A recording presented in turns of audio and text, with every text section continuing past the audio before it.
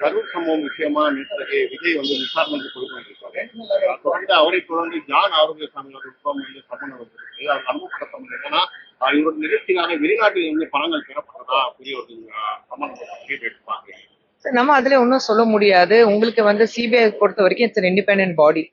Court இருக்கட்டும், CBI இருக்கட்டும், இந்த விஷயத்துல ஒரு விஷயம் ஆரம்பிச்சாச்சுன்னா அதுக்கப்புறம் நம்ம அதுல ஆராய்ச்சி பண்ணக்கூடாது. ஏன்னா நமக்கு அதுக்கு சம்மந்தம் கிடையாது.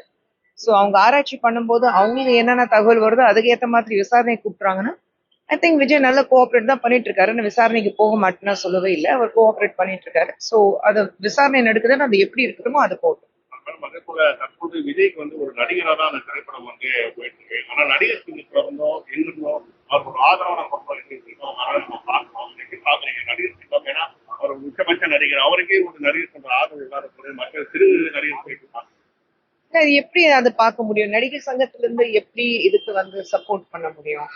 நீங்க வந்து நடிகர் சங்கம் வந்து ஒரு பிரச்சனை இருக்குன்னா நாங்களே போய் சப்போர்ட் பண்ணுவோங்கிறது கிடையாது. நாங்க கம்ப்ளைண்ட் பண்ணணும், இப்படி ஒரு பிரச்சனை இருக்கு, நீங்க வந்து சப்போர்ட் பண்ணணும்னா அப்போதான் ஒரு கம்ப்ளைண்ட் வந்தாதான் அந்த கம்ப்ளைண்ட் எடுத்துக்க முடியும். அவ்வளவுதானே இருக்கு. இந்த விஷயம் வந்து அதாவது மலையாளத்தில் சரி தெலுங்குடைய கேசரி படம் தான் தமிழ்ல உங்களுக்கு அதுக்கு ஈஸியா கிடைச்ச சென்சார் கூட இதுக்கு வந்து தாமதமா வந்து ஒரு அரசியல் காரணங்களால. இது ஜனநாயகன் யாராவது பாத்தீங்களா? நீங்க பாத்தீங்களா? நான் பார்த்தேன். நான் இல்ல வெளியில உட்காந்துட்டு இந்த மாதிரி கருத்து சொல்றதுக்கு யார் யார் உட்காந்துட்டு இருக்காங்க யூடியூப் முன்னாடி, அவங்க பார்த்தாங்களா? பார்க்காமலே நீங்க ஏன் முடிவுக்கு வரீங்க? இப்போ சென்சர் போர்ட்ல அதை கிளியர் பண்ணலைன்னா நிச்சயமாக அங்க சென்சிபிலிட்டிஸ் இருக்கும், அவங்க அதை பார்த்துட்டு வேண்டாம்னா சொல்லியிருப்பாங்க. இதே ஜனநாயக மட்டுமல்ல, நீங்க பராசக்தி சொல்லும் போது அதுக்கு வந்து சிபிஎஃப்சில இருந்து தடை இருக்குன்னு சொன்னாங்க, வந்துச்சு, ரிலீஸ் பண்ணிட்டாங்க. ஆனா அதுக்கு வந்து ரெட் ஜாயிண்ட் அத்தனைக்கு ரிலீஸ் பண்ணிருக்காங்க. அதுக்கு எதிர்ப்பு தெரிய வச்சது யாரு? உங்க கூட்டணியில இருக்கிறது காங்கிரஸ் தானே.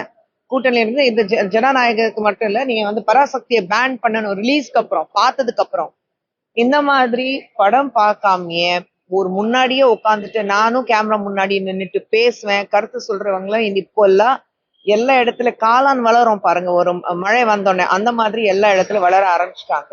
படம் வரட்டும், பாருங்க, அதுக்கப்புறம் பேசுறேன். பராசக்தி திரைப்படம் வந்து பாத்தீங்கன்னா இந்திய எதிர்ப்பு, அதாவது காங்கிரஸ் எதிராக இருக்கிறதுனாலதான் அந்த பரசு கூட்டு மோடி அதான் எல்லாருடைய கருத்துக்கு சொல்றதுக்கு அதுக்கு பதில் கொடுக்கறதுக்கு நான் உங்க முன்னாடி நிக்கல.